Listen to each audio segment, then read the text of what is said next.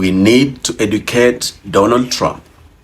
Here is what Donald Trump said about South Africa's recently adopted Expropriation Act of 2024. South Africa, the leadership is doing some terrible things, horrible things. So that's under investigation right now. We'll make a determination. And until such time as we find out what South Africa is doing, they're taking away land, they're confiscating land, and actually they're doing things that are perhaps far worse than that. Let's now educate Donald Trump, Elon Musk, and the millions who share their reasoning. South Africa's land injustices were etched into law in 1913. It began with the Natives Act of 1913, a law that restricted land ownership and shattered the dreams of millions. This single act confined black South Africans to a mere 7% of the land, forcing them into labor on white-owned farms and mines. Imagine someone storming your house and confining you to a tiny corner in one of your bedrooms.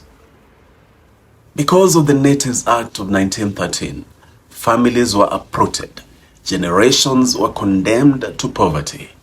The law was designed to secure cheap labor for white industries, ensuring that black South Africans had no choice but to work for their oppressors.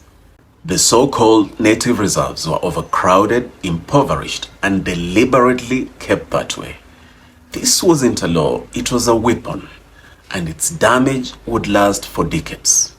As a matter of fact, the damage caused by the Natives Land Act of 1913 can still be felt today, 112 years later. The Expropriation Act of 2024 seeks to mitigate some, not all, of this damage. It seeks to legally correct the damage of 1913, not replicate it. Under this new law, land can be expropriated without compensation, but only when it serves justice, equity, and the greater public good. This applies in cases where the land sits idle with no plans for development or profit, or when it poses a danger to communities. Trump and Elon's misinformed, patronizing views about this critical belated law can end up poisoning its implementation. The voices of justice, equity, and kindness must not be drowned out.